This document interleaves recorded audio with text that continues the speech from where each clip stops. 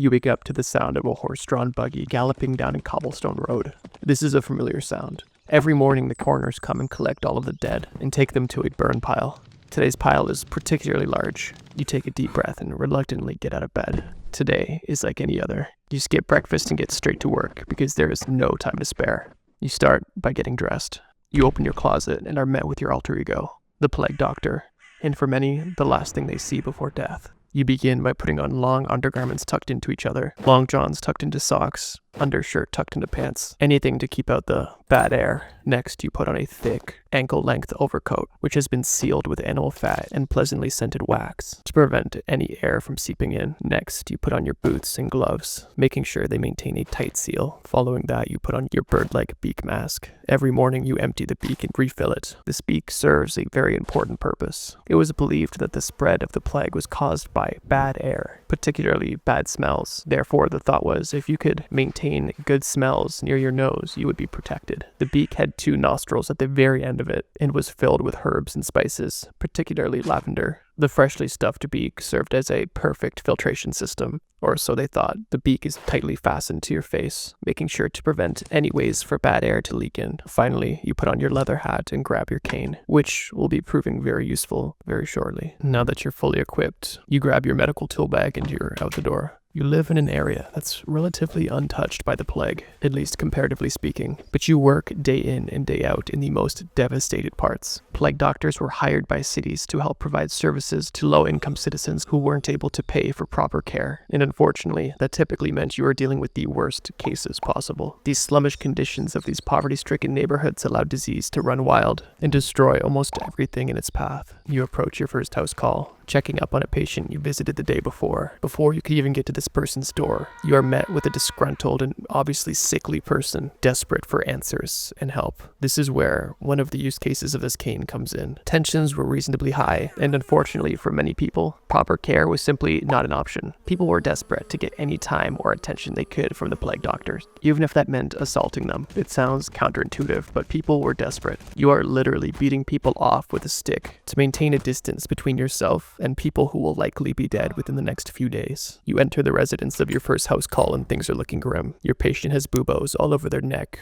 arms, and legs. These buboes are the inflammation of the lymph nodes, causing large blood and pus-filled boils to appear all over the patient's body. These painful buboes also burst and leave open, oozing wounds. You use your cane again for its second purpose, checking if your patient is even alive. You maintain your distance and nudge them a few times. In this case, your patient wakes up, but only barely. Almost all of the information available is anecdotal, and your tool bag is light and unequipped. For this specific patient, you recommend bloodletting. You open a jar of leeches and start placing the leeches on the buboes to help drain them. As these leeches are applied, you hand this patient a bouquet of flowers to allow them to smell good air. After a roughly 30-minute treatment, you let them know that you don't believe they'll be alive by morning. In this case, you do take a will and last testament from them, something that you'll be able to provide to any of their living family. You pack up your things and you're back onto the street. It's cold, gloomy, and the street is only populated with rats feeding off dead bodies and the smell of death. Although helping people is your only goal, typically even the sight of you was a bad omen. Many people only saw plague doctors days before death, and therefore associated seeing you with dying in the near future. On your walks between house calls, you always ponder on what could be causing such a disease. You know this isn't the first plague, not by a long shot. From the plague of Justinian to the Black Death that eliminated almost a third of Europe, to now, with the resurgence of the plague in Venice, we still have very limited information about what is happening. At this point, the government has tried quarantining the sick and those who even appear to potentially be sick, putting them on a remote island and burning all of their earthly belongings to make sure that there is nothing left to spread the disease. It seems like every day the death count only rises and rises, and those who become infected by the disease live a horrible last few days. The disease starts with the appearance of these buboes, which is typically a mark of death. These buboes multiply in numbers and grow in size, sometimes getting as large as an apple. Hours or potentially even days later, you are met with an extreme fever and a throat-scratching cough. Your body rejects all foods and liquids, and sometimes dehydration would kill you before the plague could. This disease can be so fast-acting that someone can go to bed feeling relatively fine and not wake up in the morning. Before germ theory was ever a thing, miasma theory was the prominent scholarly belief. The theory was simple and refers to the bad air I mentioned earlier. The miasma theory stated that diseases such as the plague were spread through bad air or night air, or essentially noxious gas, meaning that it was the smell that carried the disease and nothing else, which is why the plague doctors kept good smells, perfumes, and spices and herbs in their mask, as the good smells would counteract the bad smells, which unfortunately wasn't extremely effective. It's also for this reason why your thick coat is covered in animal fats and scented wax. You arrive at your next house call, but this patient is no longer with you. But you knew that going into it. You're not treating this person, you're performing an autopsy. On top of treating people, witnessing and writing wills and testaments, plague doctors also performed autopsies when requested to collect information about cause of death and the disease itself.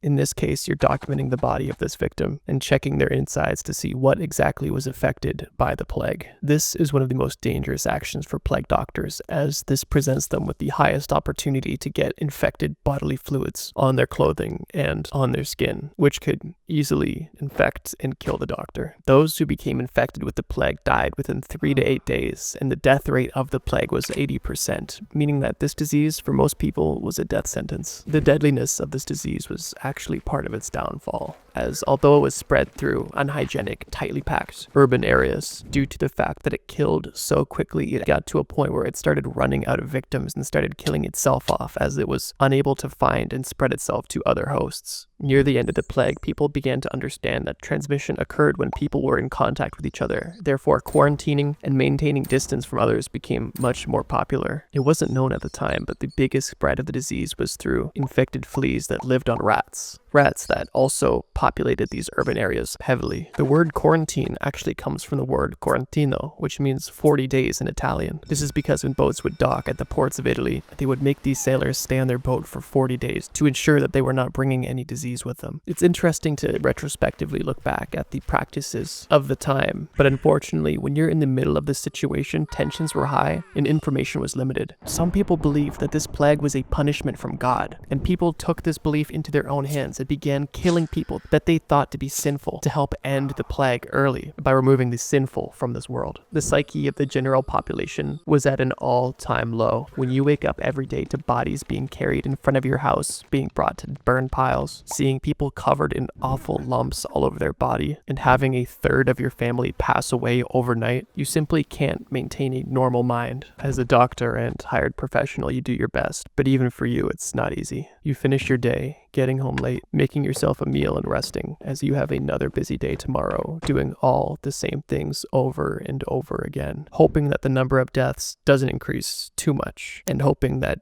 you didn't get infected yourself. This same cycle continues over the next years and years until signs of hope start to glimmer, with so many people dying that it's simply harder for the disease to spread.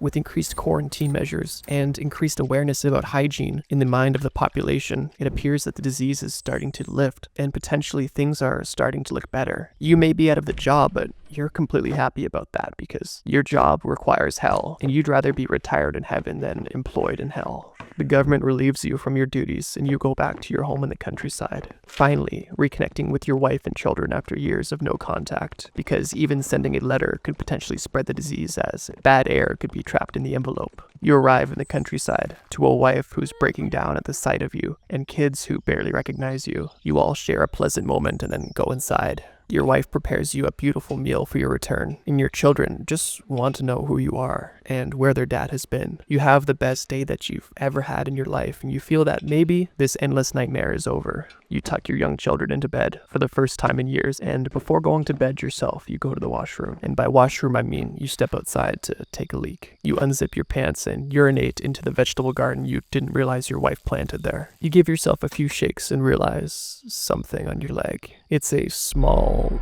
lump on your inner groin. It's unfortunately something you're familiar with, and now the timer is ticking.